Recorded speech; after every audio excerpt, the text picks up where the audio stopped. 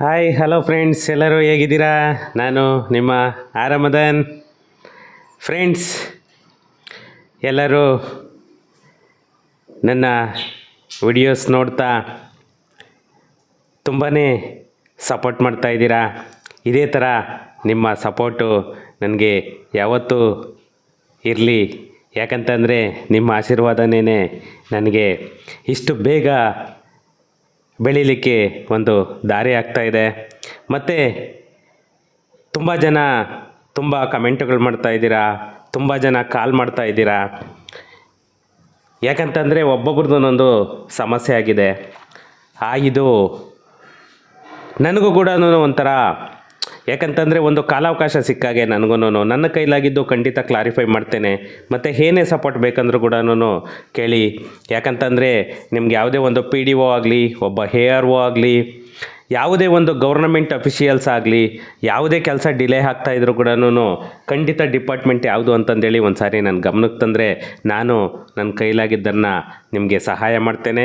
ಮತ್ತು ಆ concern authority ಅವರು ಯಾರಿದ್ದಾರೆ ಅವ್ರ ಹತ್ರ ಮಾತಾಡಿ ನಿಮ್ಮ ಪ್ರಾಬ್ಲಮನ್ನು ಸಾರ್ಟ್ ಔಟ್ ಮಾಡಲಿಕ್ಕೆ ಕೂಡ ನಾನು ಟ್ರೈ ಮಾಡ್ತೇನೆ. ಇನ್ನೊಂದು, ಈ ಬೇಕಪ್ ನನ್ನ ಮಕ್ಕಳೆಲ್ಲನೂ ನಿಜವಾಗೂ ನಾನು ಬೈಬಾರ್ದು. ಯಾಕಂತಂದರೆ ವಿಚಿತ್ರ ಕಮೆಂಟ್ಗಳನ್ನ ಮಾಡ್ತಿದ್ದಾರೆ. ಅವರಿಗೆ ಮಾನ ಮರ್ಯಾದೆ ಅನ್ನೋದು ನಿಜವಾಗೂ ಇಲ್ಲ. ನಾನೊಬ್ಬ RTI ಕಾರ್ಯಕರ್ತ ಕಮ್ಮು ಬಿಲ್ಡರ್. ನಾನು ಥ್ರೋಟ್ ಇಂಡಿಯಾಗೇನೇ RTI ಕಾರ್ಯಕರ್ತ. ನನಗೆ ಅದೊಂದು ರೆಸ್ಪಾನ್ಸಿಬಿಲಿಟಿ ಅನ್ನೋದೊಂದಿದೆ. ಅಷ್ಟು ಇದಿಲ್ಲದೆ ಹುಚ್ಚು ಕಮೆಂಟುಗಳನ್ನೆಲ್ಲನೂ ಮಾಡ್ತಾರೆ. ಯಾಕಂದರೆ ನನಗೆ ಫೋನ್ ಮಾಡ್ತಾರೆ, ಕ್ಲಾರಿಫೈ ಮಾಡ್ತೀನಿ. ನನಗೆ ಗೊತ್ತಿರೋ ವಿಷಯನ, ನನಗೆ ಗೊತ್ತಿಲ್ಲದಿರೋ ವಿಷಯನ ಖಂಡಿತ ಹೇಳ್ತಾ ಇದ್ದೀನಿ. ನನಗೆ ಗೊತ್ತಿಲ್ಲದೆ ಇಲ್ಲ ಅಂತಂದರೆ ನಾನು ಖಂಡಿತ ಅದನ್ನು ನಾನು ರೆಸ್ಪಾನ್ಸಿಬಿಲಿಟಿ ತೊಗೊಳ್ಳಲ್ಲ. ಯಾಕಂದರೆ ನನಗೆ ಆ ವಿಷಯ ಗೊತ್ತಿದ್ದು ನಾನು ಅದಕ್ಕೆ ನನ್ನ ಕೈಲಿ ಆಗೋ ಸಹಾಯನ ನಾನು ಮಾಡ್ಬೋದು ಫ್ರೆಂಡ್ಸ್. ಅದರಿಂದ ನನಗೆ ಗೊತ್ತಿಲ್ಲದೆ ಇರೋದಕ್ಕೆ ನಾನು ಡಿಲೇ ಆಗ್ಬೋದು. ಅದನ್ನು ಪೂರ್ತಿ ಮಾಹಿತಿ ತಿಳ್ಕೊಂಡು ಮಾತ್ರನೇ ನಾನು ಆಮೇಲೆ ನಿಮಗೆ ಸಪೋರ್ಟ್ ಮಾಡಲಿಕ್ಕೆ ಟ್ರೈ ಮಾಡ್ತೀನಿ.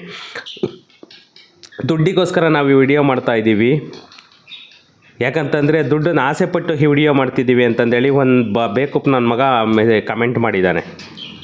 ಅವನು ನಿಜವಾಗೂ ಮನುಷ್ಯನೇ ಅಲ್ಲ ಅವನು. ಯಾಕಂತಂದರೆ ದುಡ್ಡು ಮಾಡೋದಕ್ಕೆ ಲಕ್ಷ ಕ್ಯಾಟಗರಿ ಇದೆ. ಬರೀ ಇದು ರಿಯಲ್ ಎಸ್ಟೇಟಲ್ಲಿ ಯಾವ ವಿಡಿಯೋಸೂ ದುಡ್ಡು ಮಾಡೋಕ್ಕಂತ ಆಗಲ್ಲ. ದುಡ್ಡು ಮಾಡಬೇಕು ಅಂದರೆ ಯಾವುದನ್ನ ಕಾಮಿಡಿಗೋ ಎಂಟರ್ಟೈನ್ಮೆಂಟ್ಗೋ ಹೋಗ್ತಾ ಇದ್ದೆ ಅಲ್ಲ. ಅವೆಲ್ಲನೂ ಮಾಡೋದಕ್ಕೆ ನಮಗೇನು ಇದಿಲ್ಲದೆ ಅಲ್ಲ. ನಾನು ಏನಕ್ಕೆ ಈ ಕ್ಯಾಟಗರಿನ ತೊಗೊಂಡಿದ್ದೀನಿ ರಿಯಲ್ ಎಸ್ಟೇಟ್ ಅನ್ನೋದಂತಂದರೆ, ಯಾಕಂದರೆ ಅತಿಯಾಗಿ ಪ್ರಾಬ್ಲಮ್ಸ್ ಇವತ್ತು ಫೇಸ್ ಮಾಡ್ತಿರೋದು ರೆವೆನ್ಯೂ ಡಿಪಾರ್ಟ್ಮೆಂಟಲ್ಲಿ.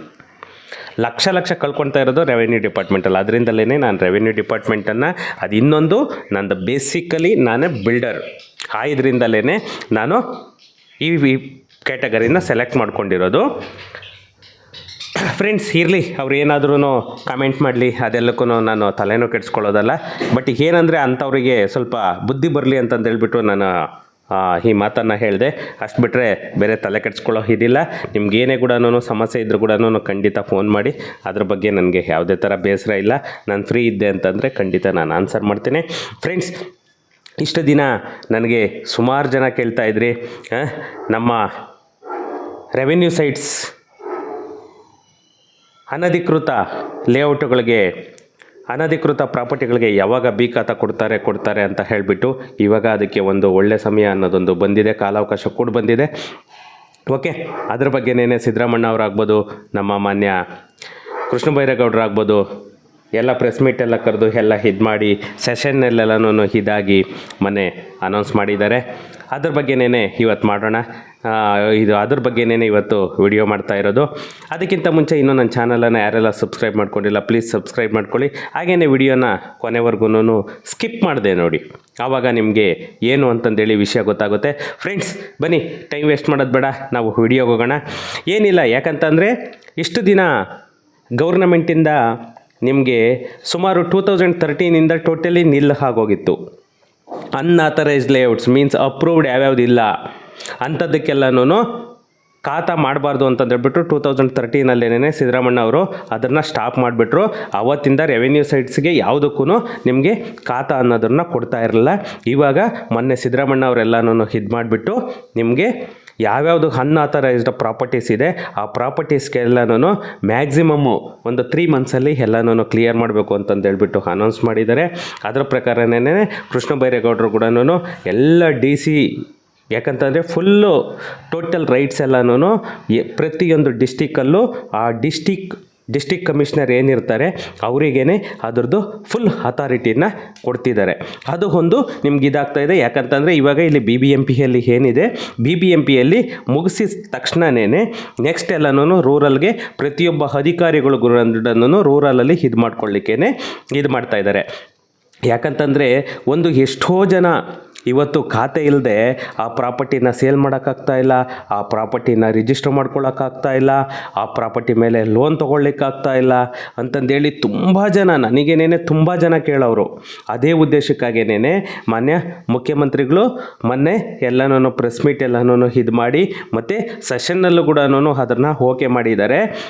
ಅನಧಿಕೃತ ಬಡಾವಣೆ ನಿವೇಶದಾರರಿಗೆ BBMPಯನ್ನು ಬಿಟ್ಟು ಹೊರತುಪಡಿಸಿ ನಮ್ಮ ರಾಜ್ಯದ ರೂರಲ್ ಲಿಮಿಟ್ಸ್ ಏನಿದೆ, ನಮ್ಮ ಪಂಚಾಯತ್ ರಾಜ್ ಇದರಲ್ಲಿ ಯಾವುದ್ಯಾವುದು ಬರುತ್ತೆ ಅವಕ್ಕೆಲ್ಲನೂ ನಗರಾಭಿವೃದ್ಧಿ ಮತ್ತು ಗ್ರಾಮೀಣಾಭಿವೃದ್ಧಿ ಮತ್ತು ಪೌರಾಡಳಿತ ಮೂರು ಇಲಾಖೆ ಅಂದರೆ ನಗರಾಭಿವೃದ್ಧಿ, ಸಿಟಿ ಲಿಮಿಟು, ಗ್ರಾಮೀಣಾಭಿವೃದ್ಧಿ, ರೂರಲ್ ಲಿಮಿಟು, ಪೌರಾಡಳಿತ ಇಲಾಖೆ, ಈ 3 ಇಲಾಖೆಗೆ ಖಡಕ್ಕಾಗಿ ವಾರ್ನ್ ಮಾಡಿದ್ದಾರೆ ಮಾನ್ಯ ಮುಖ್ಯಮಂತ್ರಿಗಳು ಸಿದ್ದರಾಮಣ್ಣ ಅವರು.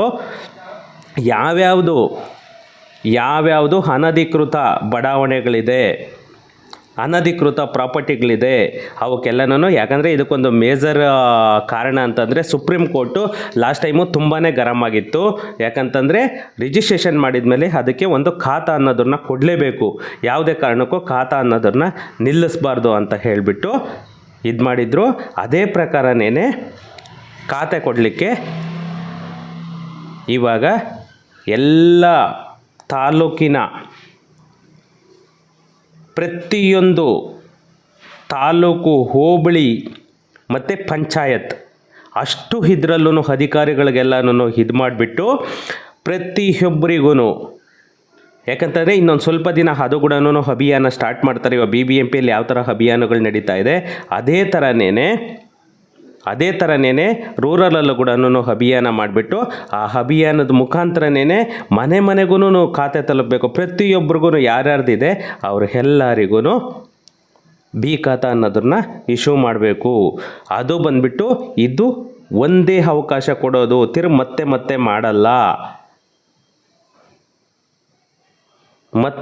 ಮಾಡಲ್ಲ.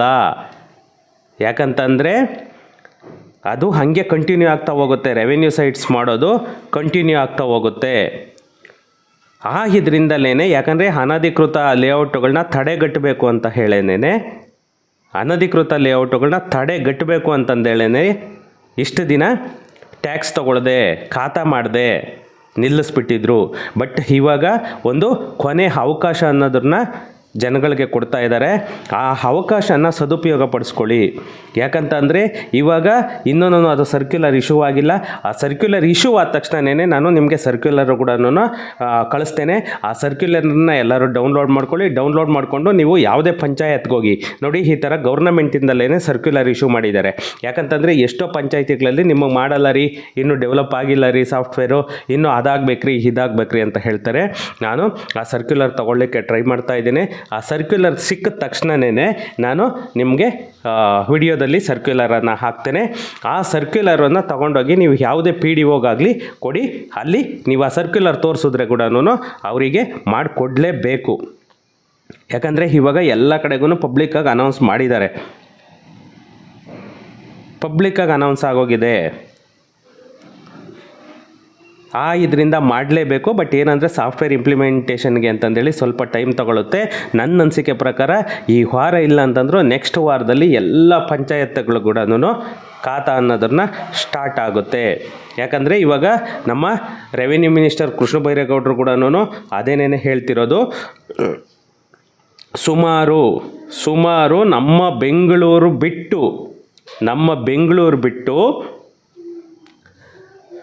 30-32 ಲಕ್ಷ ಪ್ರಾಪರ್ಟಿಗಳಿಗೆ ಇವಾಗ ಇದು ಮಾಡಬೇಕು ಅಂತ ಹೇಳ್ತಾ ಇದ್ದಾರೆ. ಯಾವುದು ಬಿ ಖಾತನ್ನ ಇಶ್ಯೂ ಮಾಡಬೇಕು ಅಂತ ಹೇಳ್ಬಿಟ್ಟು. ಟೋಟಲಿ ಇದ್ದಿದ್ದೇನೆ 54 ಲಕ್ಷ ಪ್ರಾಪರ್ಟಿಗಳು. ಅದರಲ್ಲಿ ಆ್ಯಕ್ಚುಲಿ ಒಂದು ಸರ್ವೆ ಪ್ರಕಾರ 1.5 ಕೋಟಿವರೆಗೂ ಇದೆ. ಇವರು 54 ಲಕ್ಷ ಪ್ರಾಪರ್ಟಿಗಳು ಅಂತಂದೇಳಿ ಇದು ಮಾಡ್ತಾ ಇದ್ದಾರೆ. ಯಾಕಂತಂದರೆ ಅದು ಇನ್ನೂ ಸರ್ವೆ ವರ್ಕ್ ನಡೀತಾ ಇದೆ. ಆ ಸರ್ವೆ ವರ್ಕ್ ನಡೆದ ತಕ್ಷಣವೇ ಎಕ್ಸಾಕ್ಟ್ ನಮಗೆ ಫಿಗರ್ ಸಿಗುತ್ತೆ. ಇವಾಗ ಎಷ್ಟು ಪ್ರಾಪರ್ಟಿಗಳಿಗೆ ಅವ್ರಿಗಿದೆ ಅಷ್ಟು ಪ್ರಾಪರ್ಟಿಗಳನ್ನ ಅವರು ಖಾತೆ ಕೊಡಲಿಕ್ಕೆ ಇದು ಮಾಡಿದ್ದಾರೆ. ನೀವು ಕೂಡ ಯಾವ್ಯಾವುದು ಅವ್ರದ್ದು ಲೀಸ್ಟಲ್ಲಿರಲ್ಲ, ನಿಮ್ಮ ಪ್ರಾಪರ್ಟಿದು ಏನಿದೆ, ಸೇಲ್ ಡೀಡ್ ಆಗ್ಬೋದು, ಹಕ್ಕುಪತ್ರ ಆಗ್ಬೋದು, ದಾನಪತ್ರ ಆಗ್ಬೋದು, ವಿಲ್ ಆಗ್ಬೋದು, ಏನೇ ಇದ್ರೂ ಕೂಡ ಡಾಕ್ಯುಮೆಂಟನ್ನು ತಗೊಳ್ಳಿ. ಮತ್ತು ಅದ್ರ ಜೊತೆಗೆ EC, ಆಧಾರ್ ಕಾರ್ಡು ಮತ್ತು ಟ್ಯಾಕ್ಸ್ ಏನಾದರೂ ಕಟ್ಟಿದರೆ ಟ್ಯಾಕ್ಸ್ ಪೇಯ್ಡ್ ರಿಸಿಪ್ಟು, ಇಷ್ಟು ಡಾಕ್ಯುಮೆಂಟನ್ನು ರೆಡಿಯಾಗಿಟ್ಕೊಳ್ಳಿ. ಅವ್ರಿಗೆ ಹೇಳಿದ ತಕ್ಷಣವೇ, ಯಾಕಂತಂದರೆ ಅದು ಸರ್ಕ್ಯುಲರು ಇನ್ನೂ ಇಶ್ಯೂ ಆಗಿಲ್ಲ. ಮೊನ್ನೆ ಎಲ್ಲ ಅನೌನ್ಸ್ಮೆಂಟ್ ಅನ್ನೋದಾಗೋಗಿದೆ. ಎಲ್ಲ DC-ಗಳಿಗೆ ಕೂಡ ಫುಲ್ ಇದನ್ನು ಕಳಿಸಿದ್ದಾರೆ. ಎಲ್ಲ DC-ಗಳಿಗೂ ಕಳಿಸ್ಬಿಟ್ಟು ಅದನ್ನು ಇಮ್ಮಿಡಿಯೇಟು ಅದನ್ನು ಕಾರ್ಯರೂಪಕ್ಕೆ ತರಬೇಕು ಅಂತಂದೇಳಿ ಮಾನ್ಯ ಮುಖ್ಯಮಂತ್ರಿಗಳಾಗ್ಬೋದು, ನಮ್ಮ ರೆವಿನ್ಯೂ ಮಿನಿಸ್ಟರ್ ಕೃಷ್ಣ ಬೈರೇಗೌಡರು ಆಗ್ಬೋದು ಅನೌನ್ಸ್ ಮಾಡಾಗಿದೆ. ಇನ್ನೇನು ಬಿ ಖಾತಾ ಅನ್ನೋದೊಂದು ಸ್ಟಾರ್ಟ್ ಆಗುತ್ತೆ. ಇಷ್ಟು ದಿನ ಕೇಳ್ತಾ ಇದ್ರಿ ಫೋನ್ ಮಾಡಿ ಸರ್ ಯಾವಾಗಾಗುತ್ತೆ ಅಂತ. ಅದು ಇವಾಗ ಟೈಮು ಬಂದಿದೆ. ಎಲ್ಲರೂ ಡಾಕ್ಯುಮೆಂಟನ್ನು ರೆಡಿ ಮಾಡಿ ಇಟ್ಕೊಳ್ಳಿ. ನಾನು ಹೇಳ್ತೇನೆ, ಇಮ್ಮಿಡಿಯೇಟು ಹೋಗಿ ನೀವು ಪಂಚಾಯತಲ್ಲಿ, ನಗರಸಭೆ ಆಫೀಸುಗಳಲ್ಲಿ, ಪುರಸಭೆ ಆಫೀಸುಗಳಲ್ಲಿ ಇಮ್ಮಿಡಿಯೇಟ್ ಮಾಡಿಸ್ಕೊಳ್ಳಿ. ಓಕೆ, ಏನಾದರೂ ಇತ್ತು ಅಂತಂದರೆ ನನಗೆ ಕಾಲ್ ಮಾಡಿ, ಇಲ್ಲ ವಾಟ್ಸಪ್ ಮಾಡಿ, ಕಮೆಂಟ್ ಮಾಡಿ. ಸಿಗೋಣ ನೆಕ್ಸ್ಟ್ ವಿಡಿಯೋದಲ್ಲಿ. Thank you.